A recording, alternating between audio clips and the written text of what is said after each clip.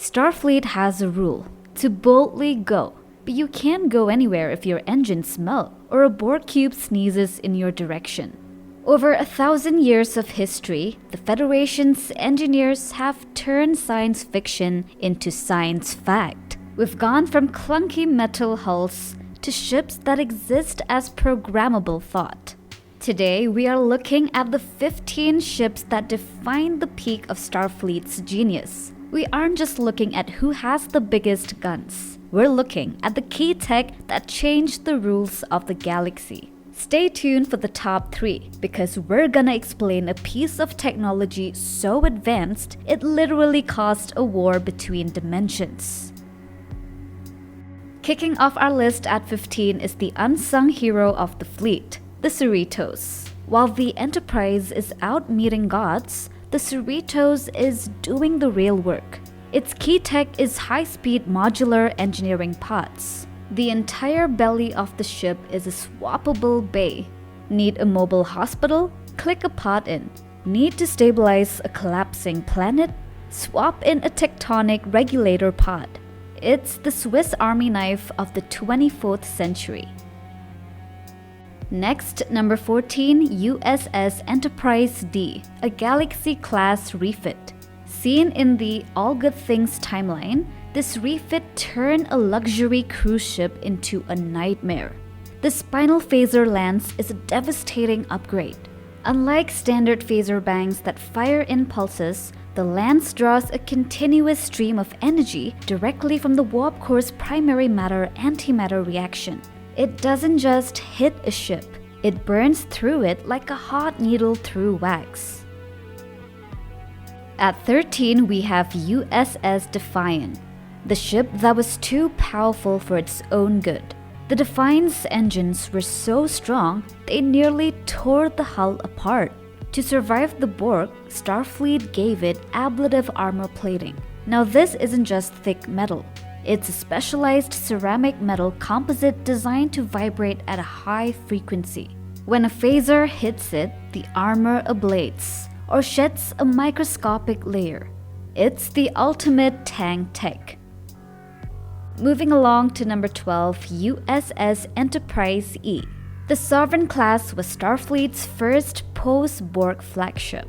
Its key tech, bioregenerative shielding, uses a decentralized power grid. On the Enterprise-E, the system can reroute power through organic gel packs to create a new shield frequency in milliseconds. It literally heals its own defensive perimeter. Number 11, USS Vengeance. From the Kelvin timeline, this is Starfleet's dark secret. The Vengeance was built for a war that hadn't happened yet. Its advanced automated combat systems meant a crew of one could operate thousands of drones and weapons. It featured point-blank warp maneuvering, allowing it to drop out of warp, fire, and re-enter warp before the enemy's sensors could even lock on. Breaking into the top 10 is the ship that proved warp speed was slow. The quantum Slipstream drive works by creating a slipstream in the fabric of space-time using a focused beam of chronoton particles. It's like surfing on a wave of space itself. It allowed the Federation to cross 70,000 light-years in months, not decades. Next up, USS Stargazer. By the 25th century, the Federation stopped fearing the Borg and started borrowing from them. The Stargazer's key tech is integrated Borg systems. We're talking about adaptive sensors and power distribution manifolds that can process trillions of calculations a second. It gives the captain a god's eye view of the battlefield, managing an entire fleet's tactics with the speed of a collective. Number 8 on the list is USS Enterprise-F. The Odyssey class is the largest ship Starfleet ever put into mass production. Its adaptive bioneural core is the brain of the ship. It doesn't just store data, it thinks using synthetic neurons. This allows the ship to perform chevron separation, splitting the saucer and the star drive, while maintaining a shared tactical consciousness between both halves. On the 7th spot, we have USS Prometheus, the ultimate surprise ship. Multi-vector assault mode is Starfleet engineering at its most aggressive. The ship splits into 3 independent, warp-capable combat sections. Each section has its own shield grid and weapons. In a tactical scenario, a single Prometheus can flank an enemy from the top, bottom, and front simultaneously, overwhelming their computer's ability to track targets.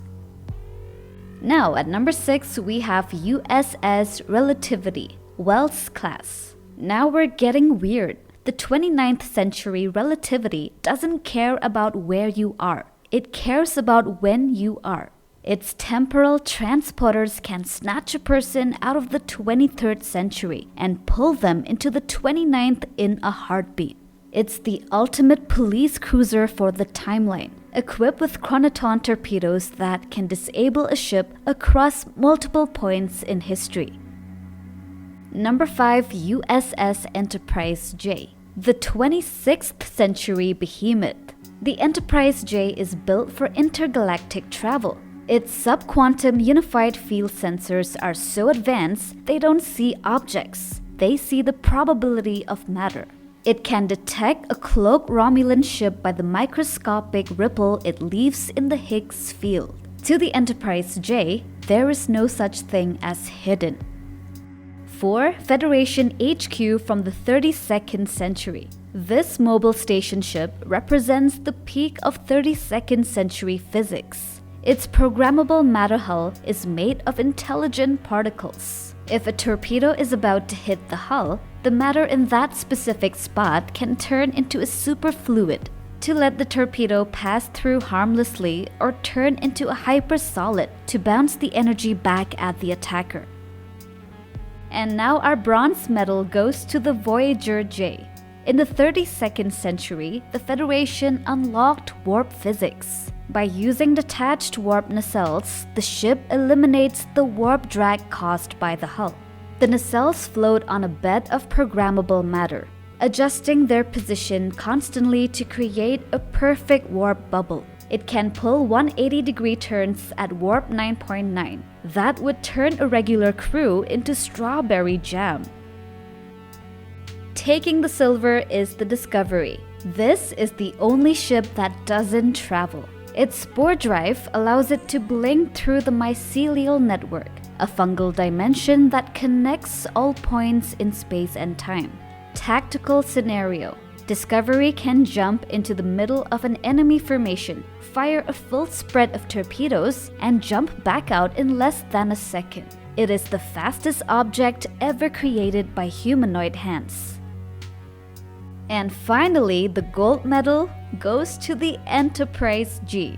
You might ask, how is a 25th century ship more advanced than a 32nd century station? Because the Enterprise-G solved the ultimate flaw in technology, the Borg. After Frontier Day, where every ship in the fleet was hacked and turned against Earth, Starfleet realized that complexity was a weakness. The G features a next geo-organic synthetic hybrid interface. It combines the raw, unhackable power of 25th century hardware with a biological computer core that requires a living pilot's intuition to operate. It is the ultimate synthesis of man and machine, a ship that cannot be hacked, cannot be assimilated, and is designed to boldly go into a future where technology and humanity are one and the same. And that is our mega feature on the 15 most advanced Federation starships. From the lances of the past to the spore drives of the future, Starfleet continues to push the boundaries of what is possible. But I want to hear from the true fans. Did I rank the Discovery too high? Does the Enterprise-G deserve the top spot? Sound off in the comments. I'm looking for the best technical arguments. Don't forget to like, subscribe, and hit that bell for more deep space lore. Until next time, second star to the right and straight on till morning.